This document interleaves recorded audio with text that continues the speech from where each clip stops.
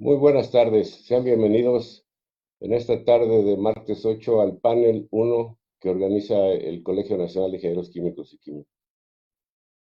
La verdad es que tengo el honor y el gran gusto de presentarles a ustedes, a nuestros panelistas.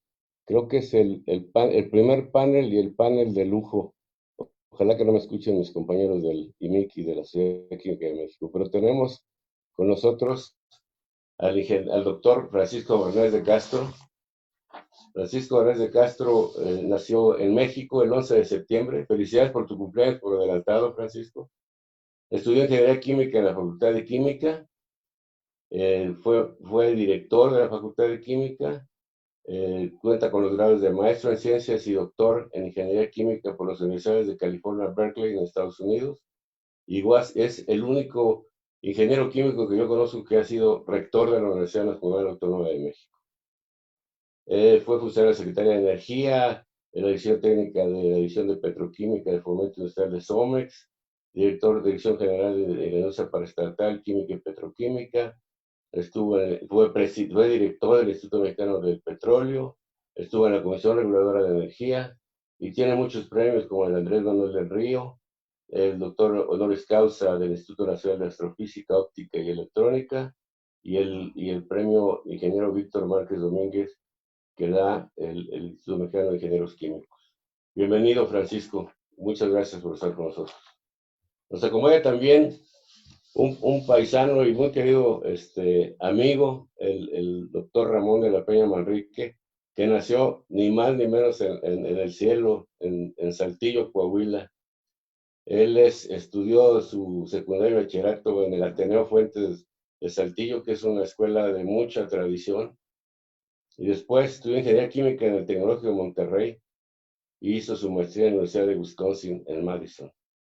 Trabajó en el Tecnológico y de Estudios Superiores de Monterrey, Campus Monterrey, por 35 años. Ahí fue profesor del Departamento de Ingeniería Química, director del Departamento de Ingeniería Química, director de la División de Ingeniería y Arquitectura, vicerrector del área de enseñanza profesional y de graduados y por 16 años rector del Campus Monterrey. Actualmente rector honorario vitalicio de dicha institución. Se desempeñó también como consultor en el área de investigación y desarrollo en hojalata y lámina. Tiene 6 patentes internacionales. Fue presidente del Instituto Mexicano de Ingenieros Químicos, de la DEMAC, del FOMEC, del Hospital San José. Estuvo en el Instituto Nacional de Educación. Fue secretario de Desarrollo Humano del municipio de Monterrey, rector del Centro de Estudios Universitarios, etc. Pues bienvenido, Ramón, y gracias por acompañarnos.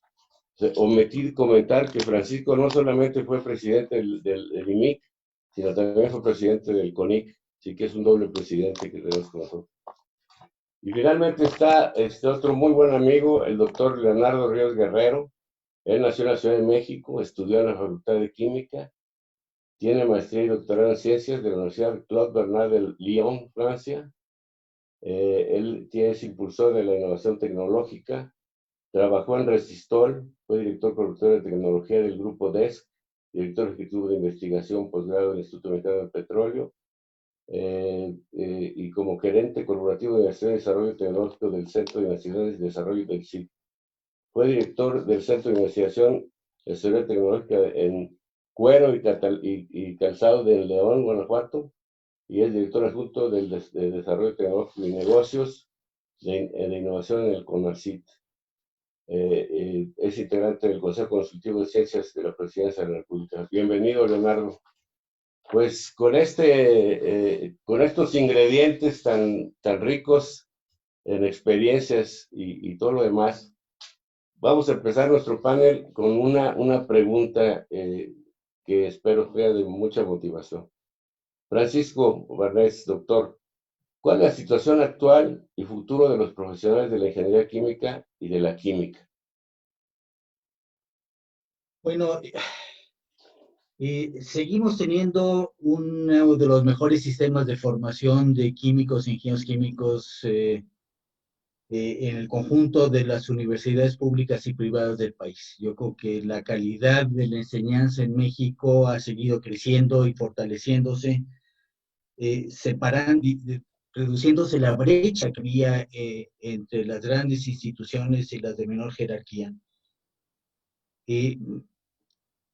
Sin embargo, el impulso y el desarrollo que tenía la industria química en el país en los segunda mitad de la década del siglo pasado se ha venido frenando en los últimos años.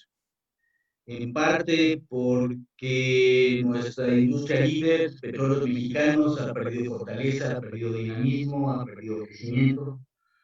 Y en parte porque la industria que dependía de los insumos básicos que proporcionaba Petróleos Mexicanos, a medida que la producción de estos insumos ha venido reduciéndose, pues ha perdido fortaleza y ha perdido capacidad de competir a nivel internacional. Y nos hemos vuelto cada vez más dependientes de importaciones de productos químicos eh, para completar la demanda nacional. Esto no quita que siga habiendo grandes oportunidades para los profesionales de la química y que sigan siendo de los mejores pagados en la actividad profesional en México, pero ya no tiene el mismo dinamismo, las mismas oportunidades de crecimiento, los mismos retos eh, para la mayoría de los egresados que teníamos hace unos cuantos años. Ok, Ramón, doctor de la Peña, ¿qué hace diferente al sistema allá en el norte del país, en especial del TEC de Monterrey? Que para mí la carrera de química, ingeniería química, yo diría que es de las pocas disciplinas que en esencia no han cambiado, solo se han enriquecido. Pues los temas siguen siendo los mismos: balance de materia, balance de energía, diseño de plantas, diseño de reactores, etc.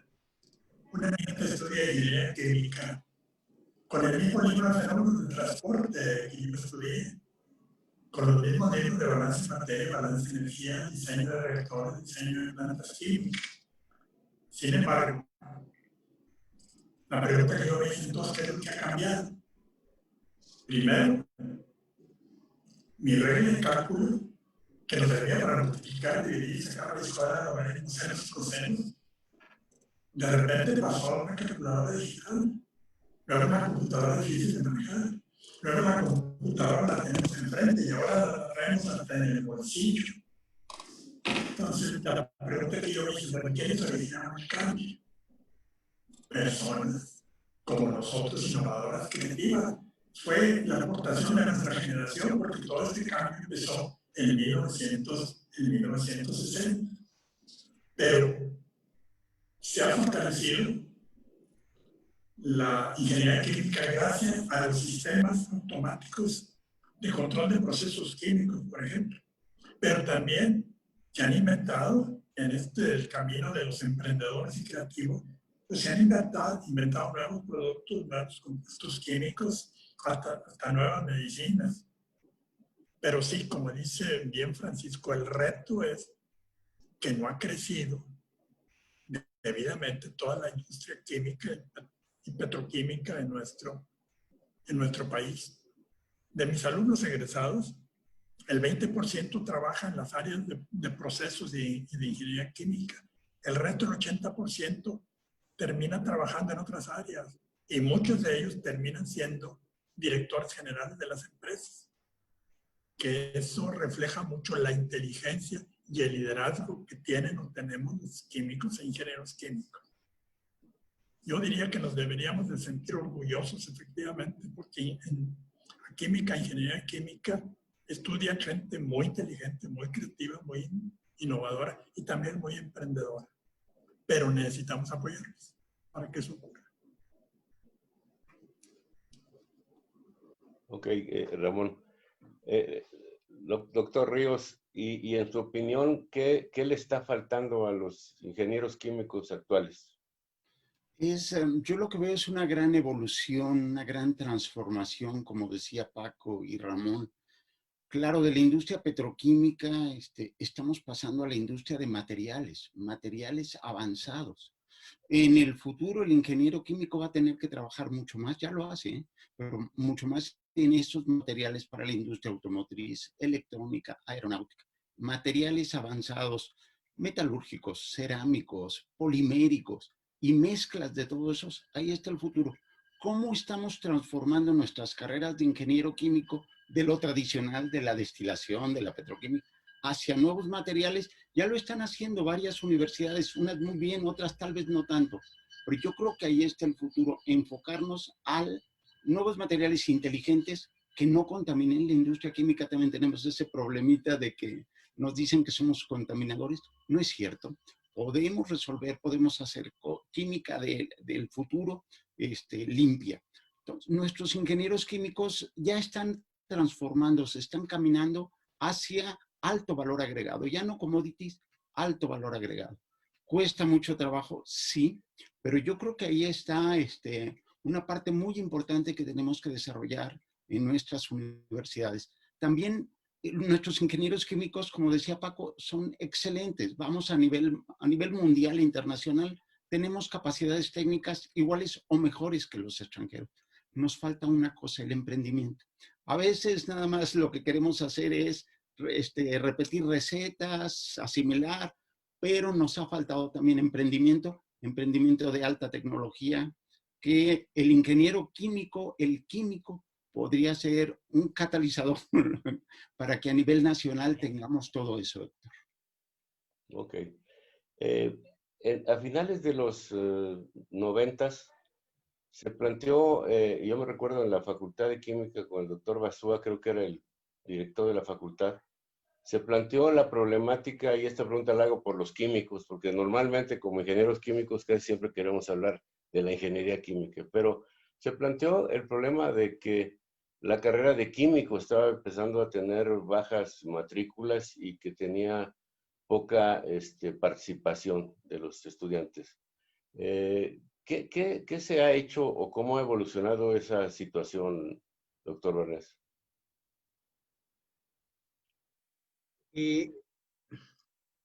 Internacionalmente ha ocurrido problemas similares. La carrera de química es una carrera que tiene una matrícula normalmente menor que la carrera de ingeniería química porque hay más oportunidades para trabajar fuera del ámbito universitario con un título de ingeniero químico que con un título de químico, por lo menos inicialmente. La formación que tiene el ingeniero químico es más amplia para desarrollarse en un ámbito empresarial de la formación que tiene un químico, pero la situación se ha mantenido. La demanda en la carrera de química, por lo menos en la Universidad Nacional, sigue siendo alta y la formación de los químicos en la universidad y en México, en el país, en las instituciones que ofrecen la carrera, es extraordinariamente buena. Nuestros egresados compiten en las mejores condiciones cuando solicitan admisión para estudios de posgrado en el extranjero o cuando terminan en el ámbito industrial trabajando en el desarrollo de nuevos productos, por ejemplo. Sigue siendo una carrera que es demandada, competitiva, dura, requiere muchas horas de estudio, de capacidad de laboratorio, de trabajo. Si quiere hacer una carrera académica, que es una buena parte de la salida de los químicos profesionales, el estudio termina con un postdoctorado, ni siquiera con un doctorado hoy en día. Pero sigue siendo una de las carreras más interesantes y cada vez más ricas en términos de los temas de estudio, de trabajo, de oportunidades para desarrollarse. La cantidad de nuevas moléculas que siguen apareciendo en el planeta, inventados por los químicos, sigue siendo espectacularmente grande, y el entenderlas, manejarlas, diseñarlas, producirlas, requiere una capacidad creciente de los químicos, y sobre todo las áreas de interfaces de nuestras dos carreras con otras profesiones se ha ampliado, como decía Leonardo, enormemente. para los ingenieros químicos, tu frontera natural de traslape de conocimientos era con los químicos y con los ingenieros mecánicos. Y pocas, el Poli se inventó, le digo, el TEC de Monterrey se empezó en México la carrera de ingeniería industrial y entonces eran las áreas naturales de traslape con ingeniería química, pero no había mucho más de ello. En las fronteras con la física, las fronteras con otras áreas de la ingeniería, la frontera con la naciente investigación en ciencia y materiales era más empírica que con en base de modelos, de modelos desarrollados por la ciencia y capacidad de entender y modelar desde los fundamentos hasta las aplicaciones finales. Hoy en día todo esto ya ha trascendido y hoy tenemos impresionantes áreas de traslape con la biología, con los alimentos, con la ciencia de materiales, con la física, desde el conocimiento de las interfaces, de la ciencia de los materiales, de los comportamientos de los catalizadores, de los procesos industriales que se utilizan para procesar alimentos. Todo es abierto a los químicos y a los ingenieros químicos, fronteras impresionantes de actividad, donde tenemos fortalezas que no tienen otros profesionales y al mismo tiempo nos obliga a trabajar hombro con los profesionales de otras disciplinas para entender y abordar mejor los problemas que enfrentamos. ¿Cuál sería el siguiente paso para integrar más el trabajo de los ingenieros químicos y los químicos, sobre todo viendo hacia el desarrollo de materiales o nuevos productos en la industria? Yo creo que más que cambiar las carreras es darles mayor flexibilidad en los contenidos, en las áreas de frontera, a los estudiantes en los últimos años de su formación y abrir más opciones multidisciplinarias a nivel de posgrado. Y eso es lo que enriquece la capacidad del estudiante de orientarse hacia las áreas que le llaman más la atención para desarrollarse en los primeros años de su actividad profesional en temas que le motivan más y le entusiasman más y aprendieron más y se prepararon mejor. Esto no quiere decir que se queden ahí de por vida. Como decía Juan Ramón, una de las ventajas que tienen nuestros egresados es que se adaptan fácilmente al cambio, al aprendizaje, a las experiencias para enfrentarse a retos complejos, porque lo que estudiamos son sistemas complejos y esa es una de las fortalezas que tenemos como profesionales.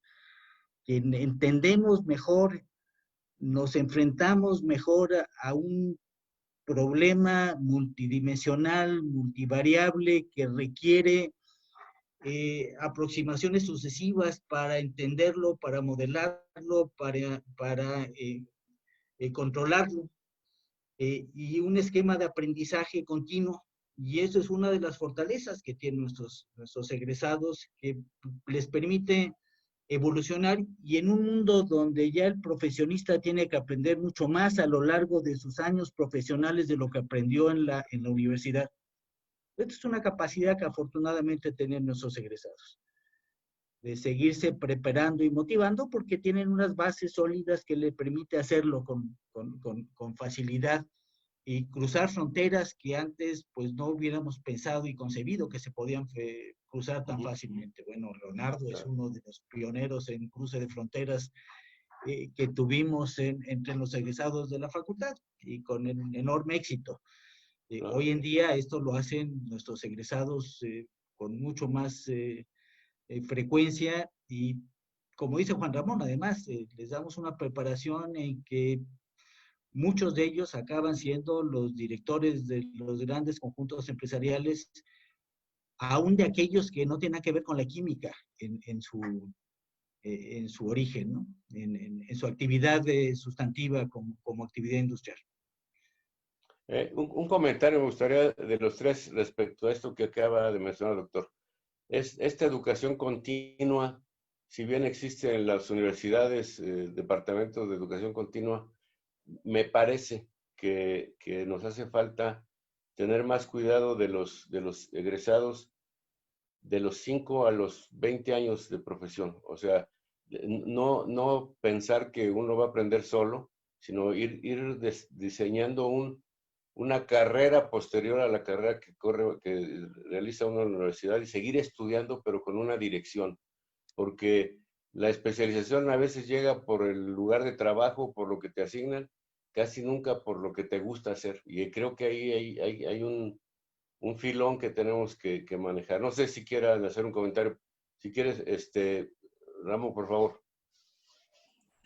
Sí, fíjate que siguiendo el tema de Francisco, para mí el químico y el ingeniero químico puede ser empleado, puede ser emprendedor o puede ser un inventor creativo.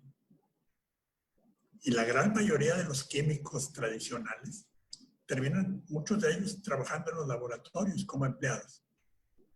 Entonces yo diría que una manera de enriquecer esos programas educativos y sobre todo los posteriores es fortalecerles el saber cómo emprender un nuevo negocio, pero también cómo ser inventor creativo.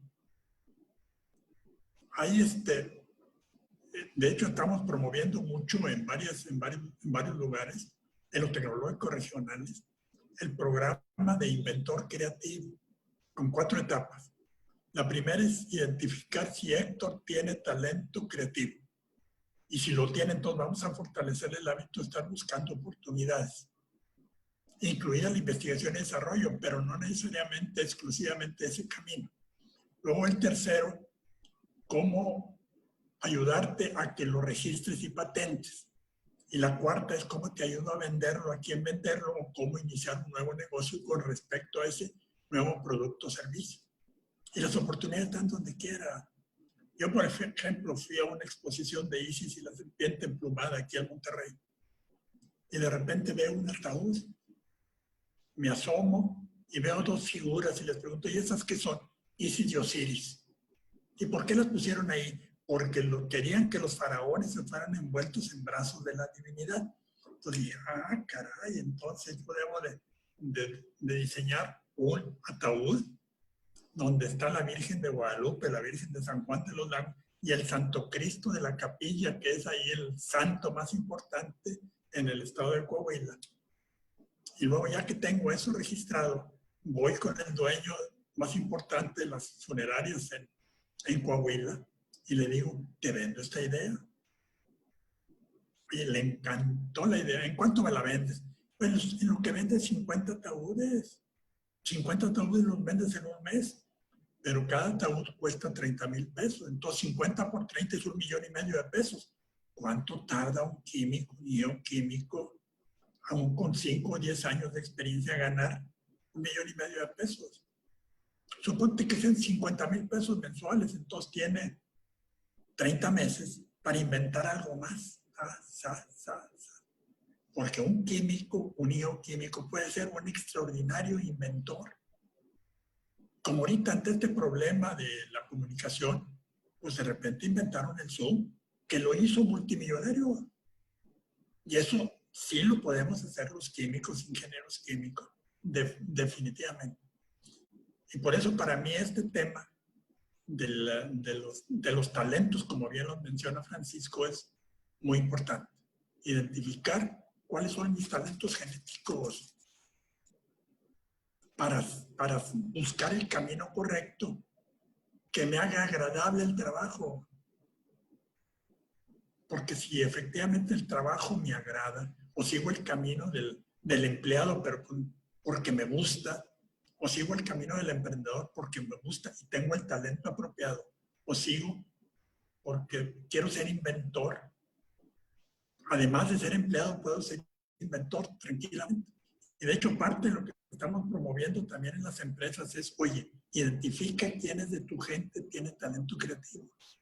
Júntalos y proponles que te den apoyo para nuevos productos, nuevos servicios, cómo cambiar X1, cómo cambiar X2, cómo cambiar X3.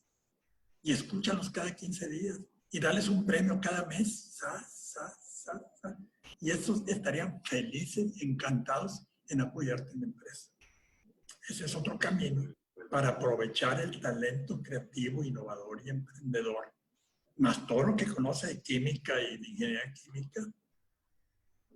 Por cierto, por ejemplo, en el TEC creamos la carrera de ingeniero químico administrador.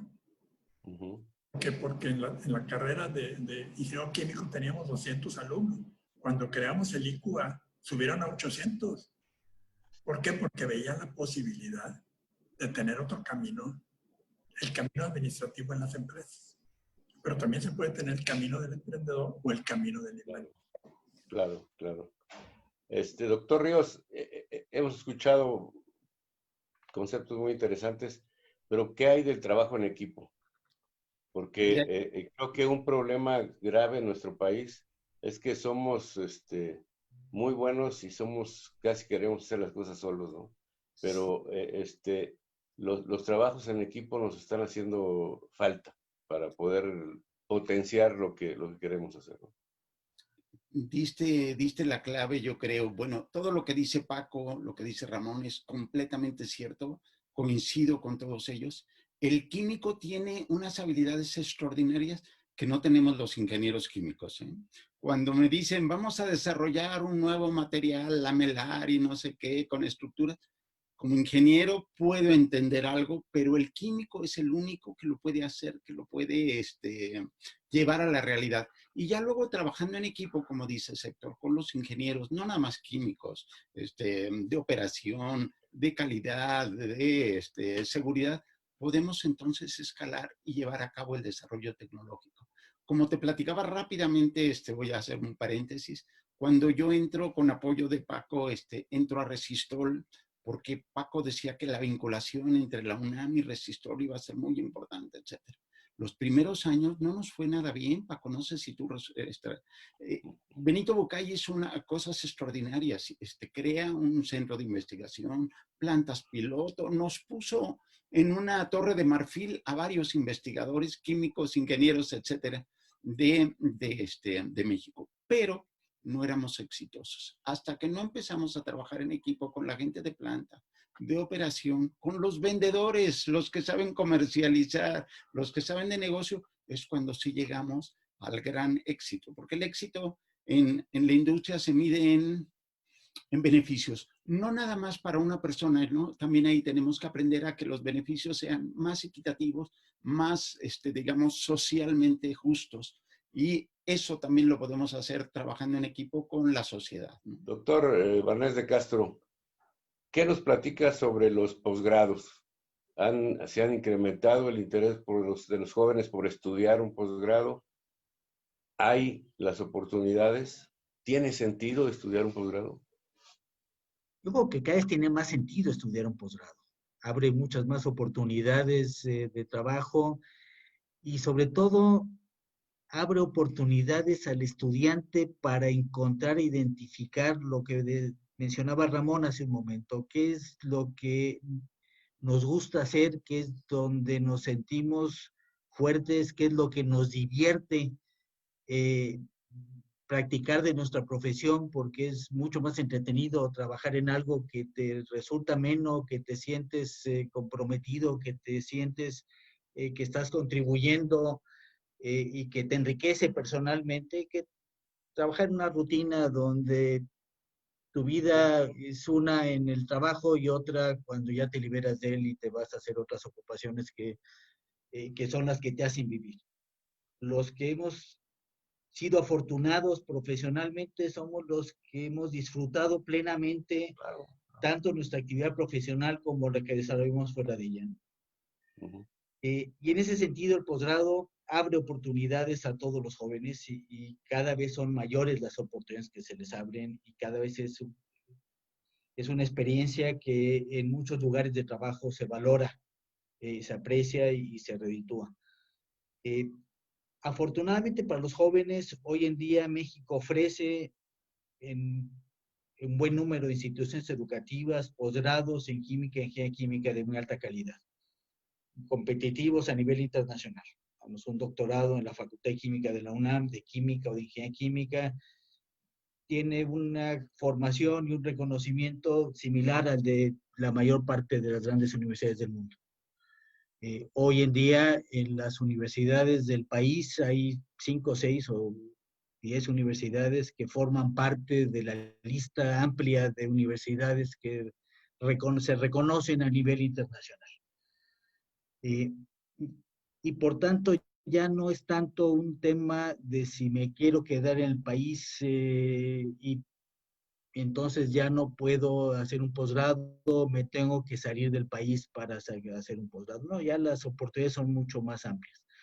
Sigue habiendo un alto número de estudiantes nuestros egresados que aspiran a tener la doble experiencia de hacer un posgrado y vivir en otra sociedad, en otra cultura, aprender otro idioma o practicar otro idioma si ya lo dominan.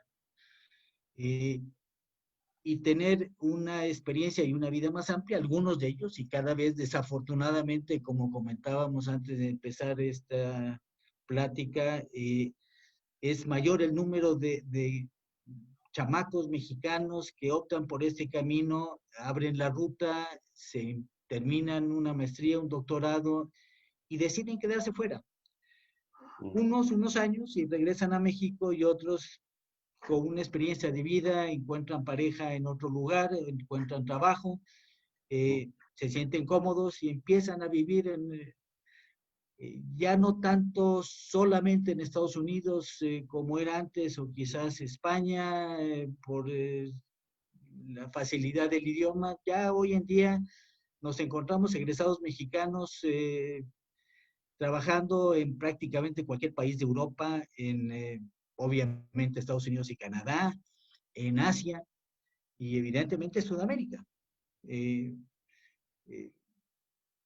El mundo se ha achicado para nuestros egresados, no solamente para tener acceso a un programa de posgrado, sino como experiencia de vida. Cuando éramos jóvenes nosotros, bueno, el cambiar de estado era un reto. Y salir a estudiar una carrera fuera de nuestra ciudad natal, a Monterrey o a la Ciudad de México, que eran los dos grandes atractores de jóvenes, pues para nuestra familia y para el estudiante era una decisión trascendental de vida. Hoy en día los jóvenes lo toman una y otra vez cuando deciden irse a hacer un posgrado a Alemania, tomar una oportunidad de trabajo en Noruega, o acabar en una experiencia en Corea o en Hong Kong. Y tengo casos y conocidos que han hecho cada una de estas, han tomado experiencias de este tipo. Entonces, sí, efectivamente hoy para los chicos jóvenes el mundo de oportunidades es más amplio que el que tuvimos nosotros, afortunadamente. Nos duele a los padres de familia que educamos a nuestros hijos a volar y cuando agarran vuelo y toman distancia, pues nos duele la lejanía, pero al mismo tiempo nos sentimos muy afortunados de que efectivamente nos tomaron la palabra y están volando alto. Ramón de la Peña, ¿qué lo motivó a hacer su posgrado? ¿Y usted seguiría recomendando a sus alumnos hacer posgrados? Fíjese que hubo dos cosas que cambiaron radicalmente mi visión de futuro. Yo estudié mi escuela primaria en la Escuela Rural Federal Venustiano Carranza, en San Antonio de las Alazanas. Ahí le estudié. Pero después mi mamá, torciéndole el brazo a mi papá, pues nos llevó a Saltillo. Y lo que hizo mi mamá llegando a Saltillo fue ponernos un profesor de inglés, lunes, miércoles y viernes, para que aprendiéramos inglés, porque era muy importante. No sé cómo adquirió esa idea, pero dijo, adelante.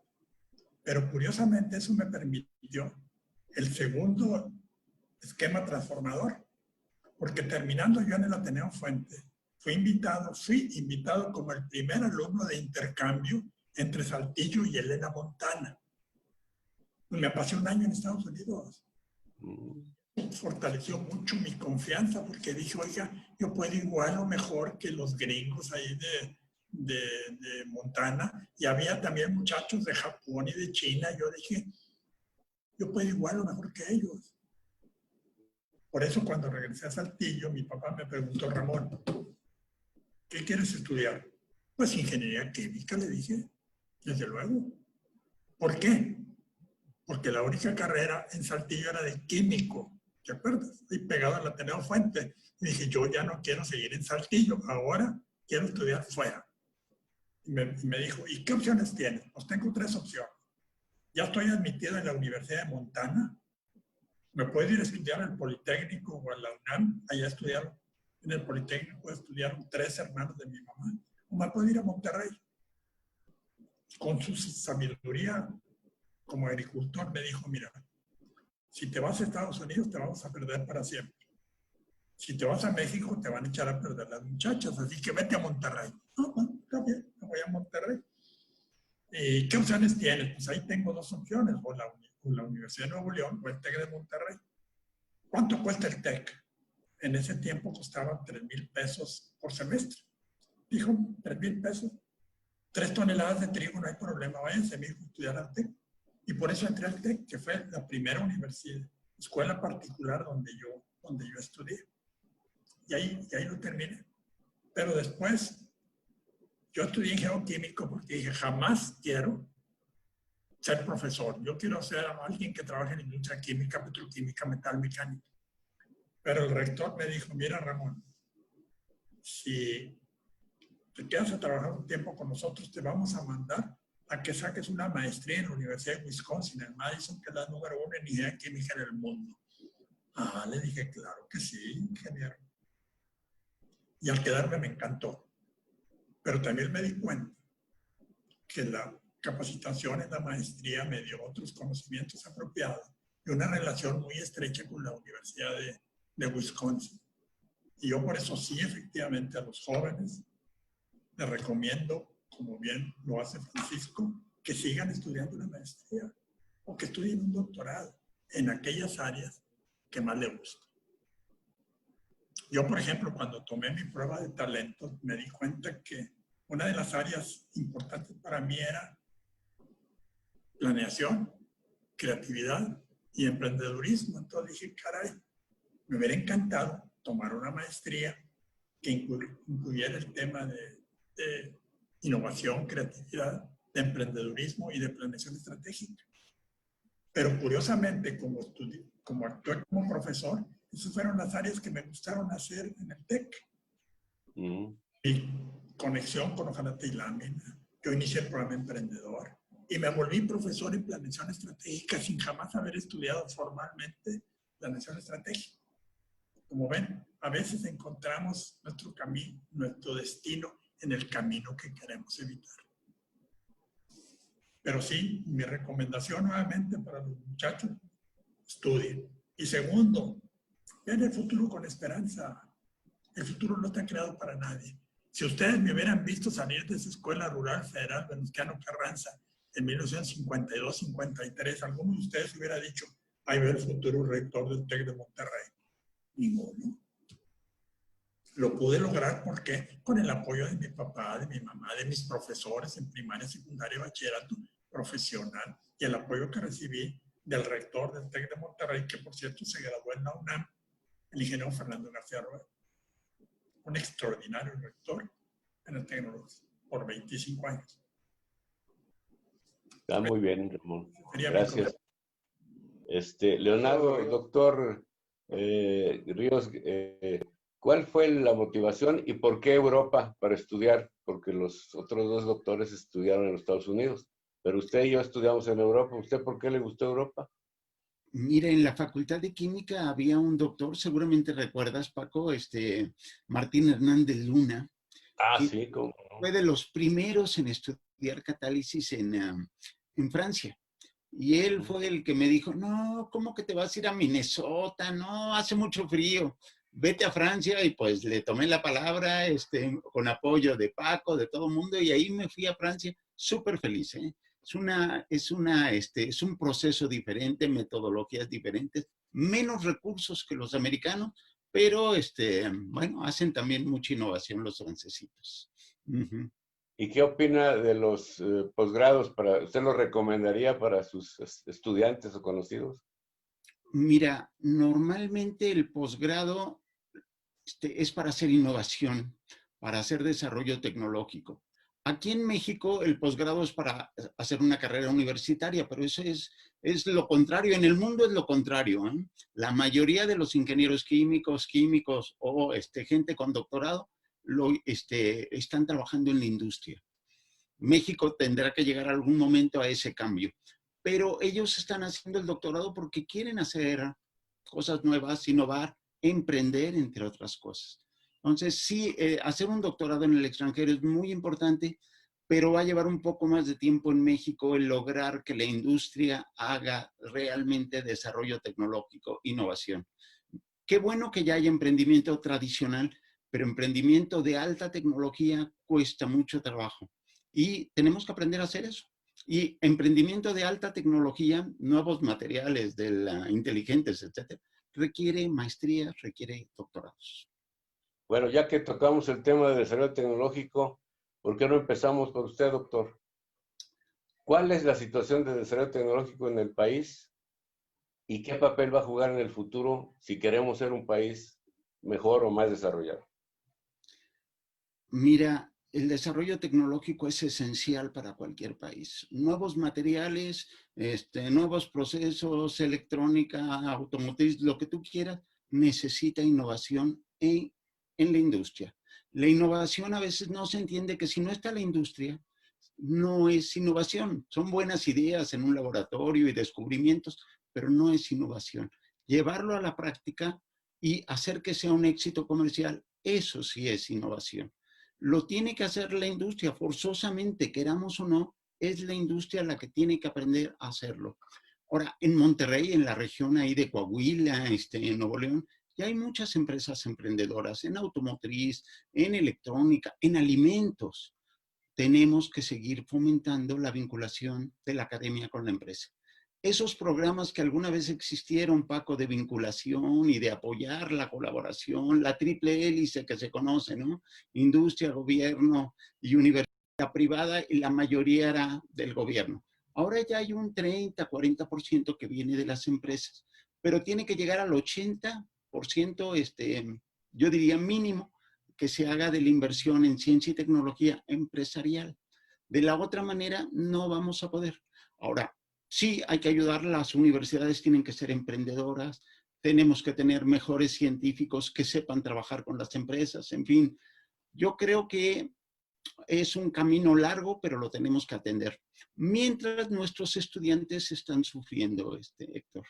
Bueno, lo veo en mi familia, mis hijos han estudiado doctorados, muchos no están en México, ni modo, volaron, como decía Paco, pero y trataron de conseguir empleos en México.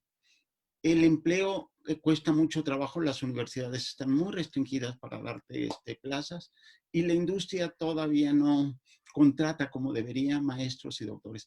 Tenemos que impulsarlo, hay que fomentar que las industrias contraten maestros y doctores. Lo que platicábamos, Paco, mucho tiempo, que las industrias tengan sus centros de investigación, que hagan su desarrollo tecnológico, pero esto tienes que ayudar, darles un empujoncito para que siga creciendo.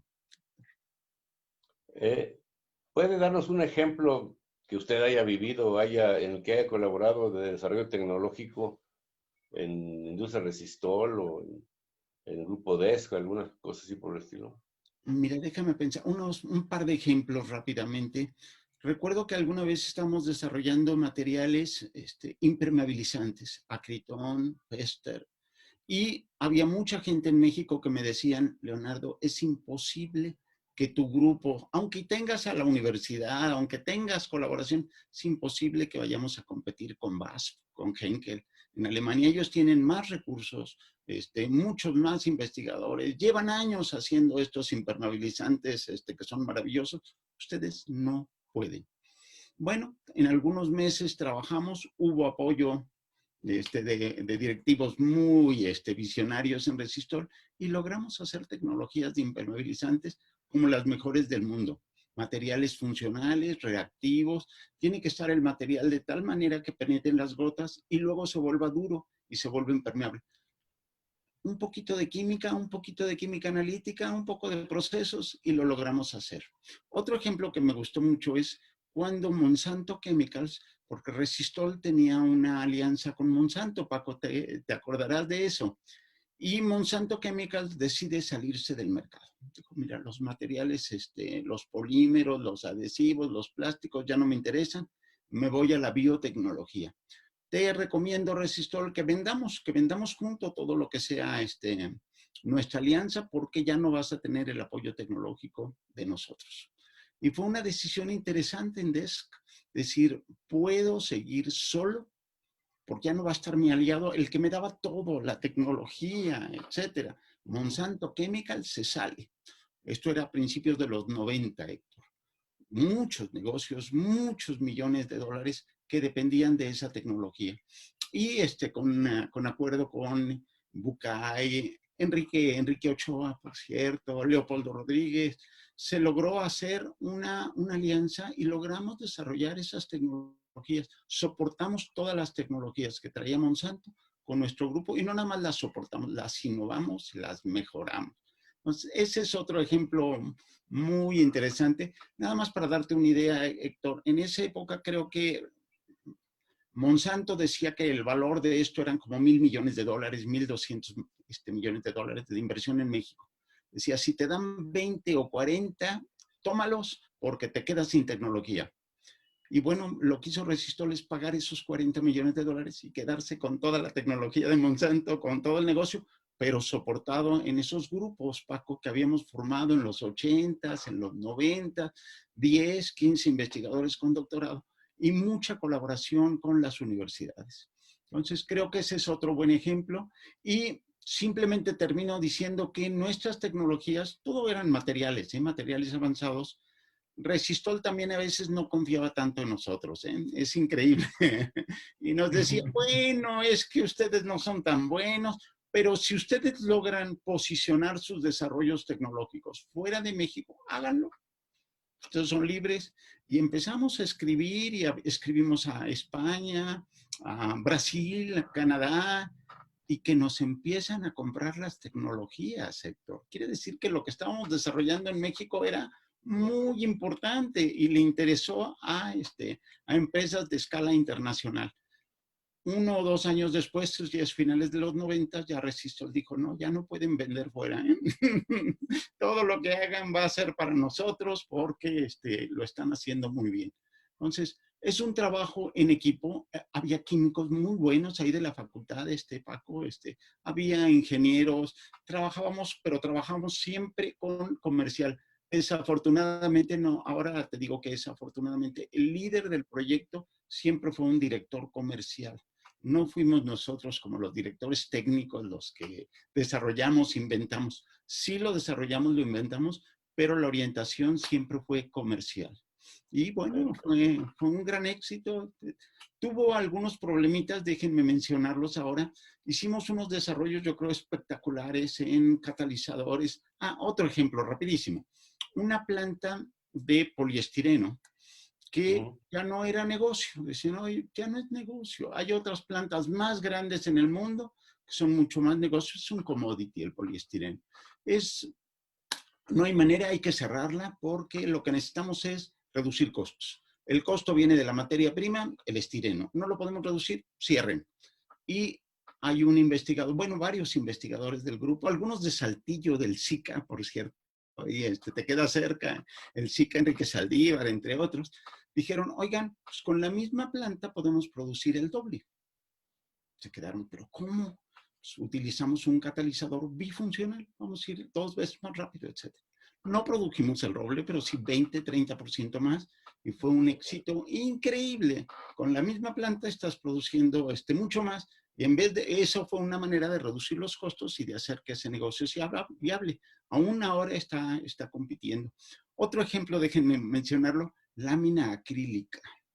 ¿Te acuerdas, Paco? Seguramente. La lámina acrílica es un commodity, son los canceles de baño. Es commodity de commodities. Igual nos decían, qué pena, hay que cerrar esta planta porque ya hacer lámina acrílica ya no podemos. Roman House lo hace mucho más, bla, bla, bla, bla. Bueno, pues esa lámina acrílica la innovamos e hicimos que fuera resistente al impacto, incluso resistente a bala. Y esa fue una tecnología sensacional. Terminó el negocio vendiéndose a los brasileños, pero ganaron muchos millones de dólares. En vez de cerrar y tener que pagar a la gente porque estábamos cerrando un negocio, al hacer especialidades en vez de commodity, se recuperó muchos millones de dólares. Déjenme mencionar el problema principal que tuvimos. Siempre fuimos como gatitos de Angora. Los beneficios, todo quedaba en la compañía y a los investigadores nos daban un peso por cada patente, etc. Ahí hay este reparto equitativo como que nos falló Leopoldo, yo, no lo vimos bien y bueno, pues llega un momento en que los mismos investigadores dicen, ¿saben qué? Me conviene irme a otro país, me ofrecen mejores condiciones que esto, pero todo lo demás funciona muy bien, es nada más saberlo implementar. Eso es. Francisco, ¿cuál es el papel del gobierno en turno con respecto al desarrollo tecnológico del país? Creo que los países que más han logrado avanzar en desarrollo tecnológico, los gobiernos han entendido su función, que es promover la investigación científica y tecnológica, particularmente en las áreas donde ni la ciencia universitaria ni la tecnología empresarial quieren apostar.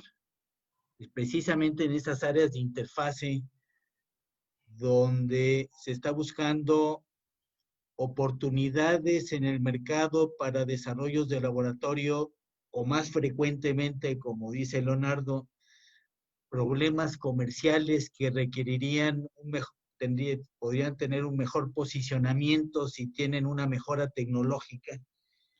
Esas fronteras normalmente se cierran más fácilmente cuando hay un gobierno que tiene una visión y está dispuesto a invertir precisamente a fondo perdido en esas áreas donde nadie captura el beneficio hasta que no existe. Y el gobierno no pretende quedarse con ese beneficio una vez que se da. Y también, y hay que decirlo, aquellos países que identifican cuáles son sus grandes problemas económicos y sociales donde le toca al Estado tomar decisiones e invierte en desarrollo tecnológico. En las grandes potencias, pues con fines militares, fundamentalmente, pero en muchos otros casos son simplemente en áreas de salud, en el caso de México, pues invertimos y desarrollamos, impulsamos tecnología a través del Instituto Mexicano del Petróleo para petróleos mexicanos, no con la fuerza y la magnitud que deberíamos por la falta de visión tanto de Pemex como del instituto a veces, como del propio Estado mexicano para no propiciar más el uso de tecnologías nacionales. Se ha dado en el sector eléctrico, pero se ha dado también en otras áreas de la actividad en casos concretos donde las inversiones propiciadas por CONACYT dieron lugar a acercamientos entre sectores académicos y sectores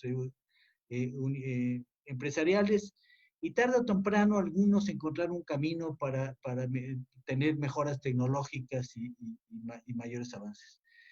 Desafortunadamente no hemos sido ni consistentes a lo largo del tiempo en política pública, ni en los temas, ni en los programas, ni en los esquemas que pudieran haber resultado más exitosos.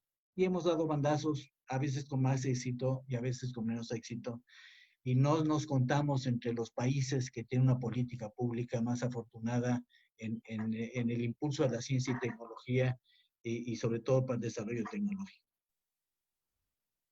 Entonces, Ramón de la Peña, ¿no será que el gobierno no está entendiendo o valorando el talento del pueblo? O sea, y me voy a la imagen del niño en la ranchería saliendo de la escuela que nos platicaste, porque en realidad somos gente, vamos a decir, sencilla, no somos ni fifís, ni somos gente elitista que porque estudió en el extranjero se sienta más que los demás, sino simplemente es tratar de buscar ese talento en los mexicanos y que el gobierno lo impulse. Yo no creo que el doctor que gana el premio Nobel sea único, ¿no? El doctor Molina, sino yo creo que debe haber varios que puedan llegar a ser, si no premios Nobel, del nivel del premio Nobel.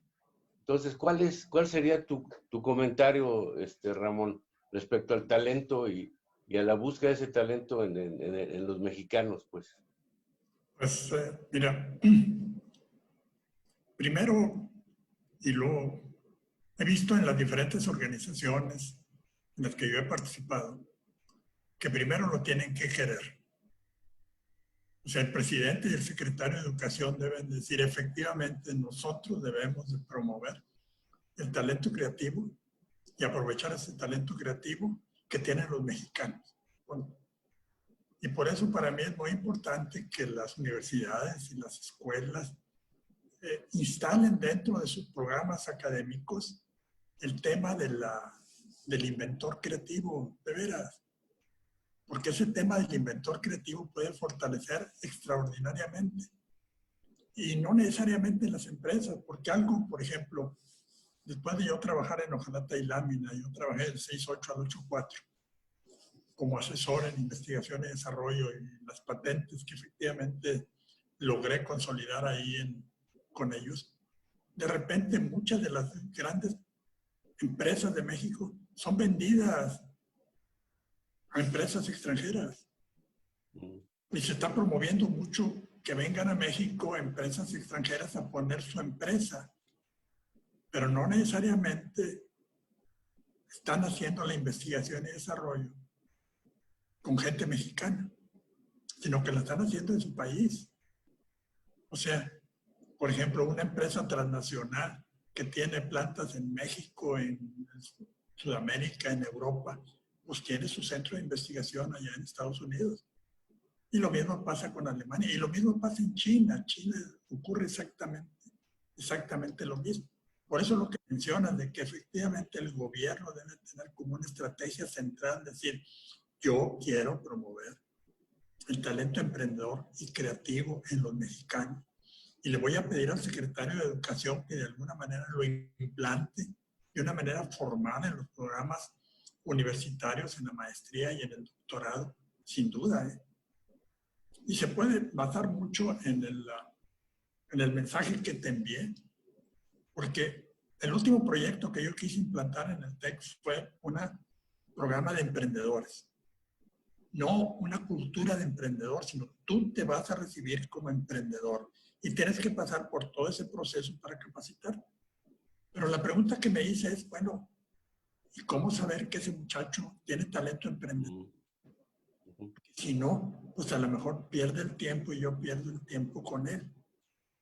Y en eso me encontré una investigación muy interesante que se llevó a cabo en Estados Unidos, con 2,5 millones de gente por 15 años, para ratificar la hipótesis de que todos nacemos con talentos genéticos, organizacionales y personales. Entonces yo me dije, oye, Pancho Villa y Emiliano Zapata, 2 analfabetas, hicieron cosas extraordinarias. ¿Por qué?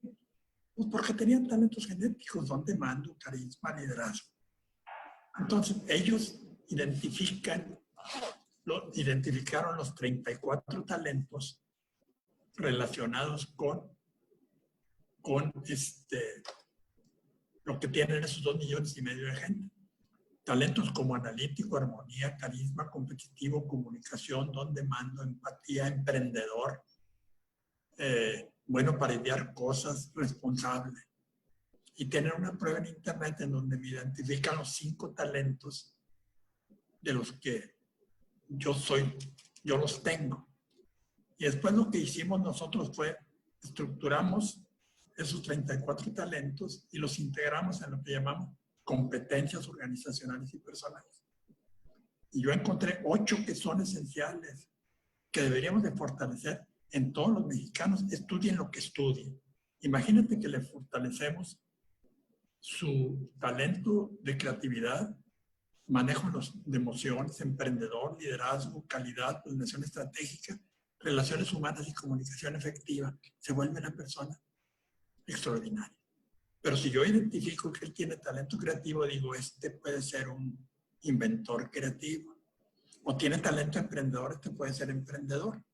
Pero además, si tiene liderazgo, sabe manejar las emociones, planeación estratégica, calidad, relaciones humanas y comunicación efectiva, puede ser un extraordinario administrador, puede ser un extraordinario presidente municipal y gobernador.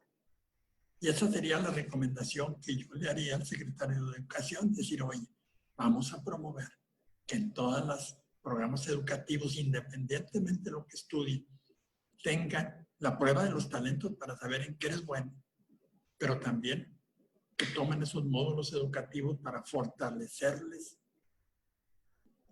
eso y además los orienten en qué tipo de trabajo para que efectivamente, como dijo Francisco, pues le encante el trabajo. Fíjate que yo una vez fui a la Ciudad de México y tomé el taxi para el hotel y me fui platicando con el taxista, pero se empezó a quejar de todo, del PRI, del PAN, del PRD, del dueño del carro, de las autoridades, de todo. Hasta que le pregunté, bueno, ¿y qué es lo que te gusta? Ah, dice, me gusta el domingo, porque ese día me voy a mi pueblo y lo paso con mi familia, con mis abuelos, y la pasamos extraordinariamente bien. Luego dije, ¿qué pensará este taxista cuando regrese el domingo en la noche a la Ciudad de México? Y diga, chin, y mañana es lunes. Nomás disfruta los domingos. Y por eso es muy importante lo que dijo Francisco, trabajar en algo que me guste. Porque si me gusta, la voy a hacer bien. Claro. Y si me gusta ser creativo e innovador, pues la empresa lo identifica, como bien dijo acá nuestro colega, con todos los programas en los que él, o los proyectos en los que él intervino. Y si la empresa hubiera dicho, oye, este muchacho es creativo y le hubiera dado un dinerito cada mes, todavía estaría haciéndoles productos y servicios de una manera extraordinaria. Ese también es lo que debe hacer el dueño de la empresa. Por ejemplo, allá en Estados Unidos, las universidades dicen, no, lo que tú inventaste es mío. No, tú toma un 20-30% y dale al profesor el 70% y te va a querer extraordinariamente bien. Esa es otra estrategia que también se puede seguir en las empresas, universidades y promovidas por el mismo gobierno. Ese sería mi comentario.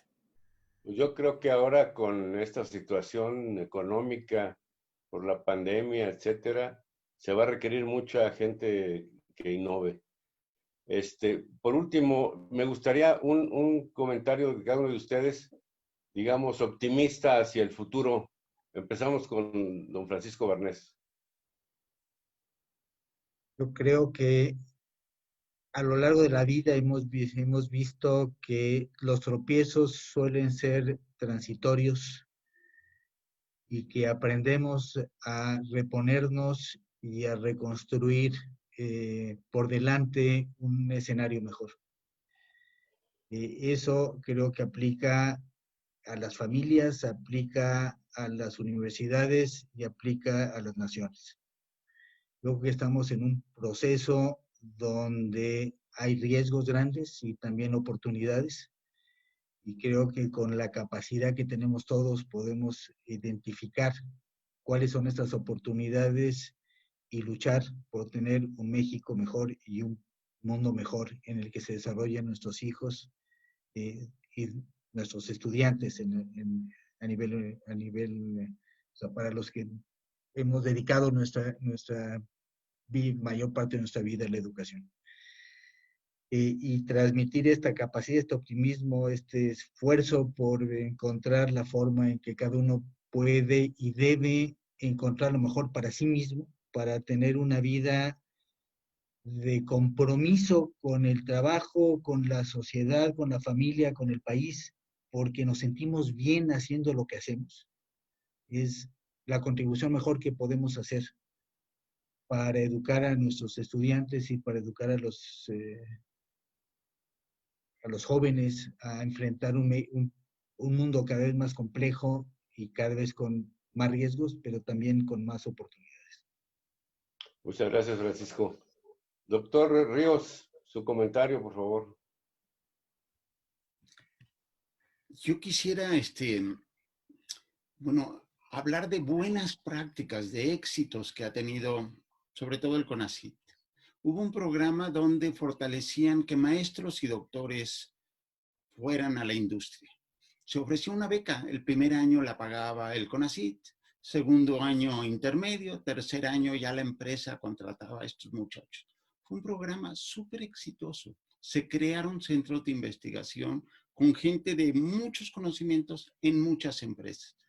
Ese programa ojalá lo reforzáramos, porque es una triple hélice donde el gobierno está favoreciendo que la industria haga desarrollo tecnológico y lo vinculas con la universidad. Entonces empiezas a mover todo la triple hélice que es tan importante. Pues creo que este tipo de programas deberían seguir adelante y además reforzando la colaboración, reforzando lo que ustedes gusten, ¿no? Que las tesis fueran, lo hacen mucho en Monterrey, no tanto fuera, que la tesis de maestría y doctorado se haga en la industria, que los profesores universitarios vayan y tengan estancias de algunos meses en industria. Creo que ese tipo de caminos no van a ser muy costosos, son muy importantes. México, no recuerdo, debe de estar como en 3.500, no sé bien, el número de doctores al año. No hay 3.500 plazas nuevas para doctores. Si las creamos en las universidades, es posible que entonces sí, la creamos en la industria. Las industrias pueden absorber no 3.500 doctores al año, pueden absorber mucho más y logramos un pequeño impulso hacia la innovación, desarrollo tecnológico en la empresa, vinculación. Y estos que mencionaba Ramón, estos, ¿cómo le llamas? Investigadores, innovadores, van a estar felices de estar ahí colaborando. Va a haber algunos que digan, no, yo prefiero quedarme en la universidad, profundizar en mi tema, pero esos súper especialistas después colaboran con los que ya están en la industria y se va haciendo ese círculo cada vez más grande. Ese sería mi comentario, Héctor. Muchas gracias, doctor. Por último, Ramón, danos un mensaje optimista para el futuro, tu visión. Pues yo diría que les recomendaría a todos que vean el futuro con esperanza. Definitivamente. Porque todo problema presenta oportunidades. Ahorita con la pandemia, pues presentó oportunidades. Yo veo que hubo aquí mucha gente en Monterrey que dijo, déjame producir gel antibacterial. Claro. Oye, déjame producir cubrebocas. Y cuando me di cuenta que el gel antibacterial me secaba las manos, dije, déjame ponerle crema. Claro. 70% de gel antibacterial y 30% de crema. Y aquí está. Y me protege las manos, pero además no me seca las manos. Y claro, me lo pongo también aquí en la cara y en la barba y en todo lo demás. Funciona extraordinariamente bien. Ese para mí es lo del inventor creativo. Pero yo les diría también a los jóvenes que tienen que tomar dentro de su planeación estratégica personal las acciones necesarias para llegar a ser adulto mayor en plenitud. Así como nuestro colega Francisco, nuestro otro colega, es más, le recomendaría a Gabriela, que es la que nos está apoyando aquí en la transmisión de vía Zoom, que haga lo necesario para pensar, yo quiero llegar a ser adulta mayor en plenitud, con salud física, salud emocional, salud mental, hay que hacer ejercicio mental también, salud económica y una excelente relación con la familia y con los amigos. Fíjate que se llevó a cabo una investigación muy interesante en la Universidad de Harvard por 75 años con 2 grupos de muchachos, los ricos ricos y los pobres pobres. y les preguntaban cada 2 años, ¿qué es lo que te hace feliz? Los muchachos decían, lo que me hace feliz es ganar mucho dinero, llegar a ser el mero director de la empresa, llegar a ser gobernador, llegar a ser presidente de los Estados Unidos. Uno de ellos fue presidente, otros ricos, otros medio ricos, otros pobres, súper pobres. Pero la gran conclusión después de 75 años es lo que te hace feliz es la relación con la familia y con los amigos. Punto. Y si no lo eres, te vas a morir más joven. O bien viene ese malvado médico alemán y que apague el cerebro para que ya no sigas sufriendo. Esa sería mi recomendación para los jóvenes, además de hacer lo necesario para que el éxito está muy asociado con una palabra que yo le llamo confianza. Confianza en mí mismo y que los demás me tengan confianza. ¿Por qué voy con un determinado médico? Porque le tengo confianza. ¿Por qué mando a mis hijos a la UNAM? Porque le tengo confianza. ¿O por qué los mando al TEC? Porque les tengo confianza. Entonces, tienen también que investigar cuáles son los factores clave para que me tengan confianza. Entonces, yo les digo, básicamente son 3. Primero, saber y saber hacer. 2, ser responsable, honesto y veraz. ¿Quién quiere un yerno que sea mentiroso, sinvergüenza y mentiroso? Pues nadie. ¿Quién quiere un colaborador así? Tampoco. Entonces, si yo fortalezco esos hábitos de comportamiento y si además tengo salud física, mental y emocional, me vuelvo una persona que me van a tener confianza y le va a ir bien en la vida independientemente de los problemas y de las situaciones que existan. Así que sí, vean el futuro con esperanza, pero sobre todo ahora cuídense mucho y quiéranse mucho. Eso es todo. Y muchas gracias por la invitación y me encantó saber a mis colegas, tanto del CONIC como del IMIC también. Ahí fuimos. Pues todos somos IMIC y CONIC algunos. Sí, que curiosamente para mí fue extraordinario porque nos permitió integrar ingenieros químicos de Monterrey, del TEC, de la Universidad Autónoma de Nuevo León, de la UNAM, del POLI, de la Universidad Autónoma de Zacatecas, y nos hicimos amigos. Claro. Todos. Claro. El trabajo en equipo. Muy bien. Gracias. Francisco, pues muchísimas gracias por tu colaboración. Te agradecemos mucho tu tiempo y tu disposición para apoyarnos en este panel. De nuevo, te deseamos un feliz cumpleaños, que será próximamente el día 11 de septiembre. Ramón, igualmente, muchísimas gracias. Seguimos en contacto. Ustedes son mi familia profesional y mis amigos aparte. Y Leonardo, pues igualmente encantado de conocernos y que sigamos muy bien todo este proceso de la nueva normalidad. A los que nos escuchan, les pedimos que continúen con el foro. Va a haber muy buenas pláticas, pero en especial les recomiendo el viernes 11 la mesa de cooperación, que es un ejemplo de un ingeniero que estudió en Alemania, que es de Guatemala, pero que unió a los emprendedores con los peritos y con los industriales y busca oportunidades de negocio. Entonces, ese es algo de lo que hemos estado platicando aquí y que va a ser muy interesante. Va a ser el viernes a las 5 de la tarde. Es una presentación de media hora, pero es una presentación muy interesante. Pues, por mi parte, nuevamente muchas gracias a todos. Gracias por acompañarnos y nos estaremos viendo en las siguientes transmisiones. Muchas gracias. Gracias, Héctor. Un abrazo a todos, Paco.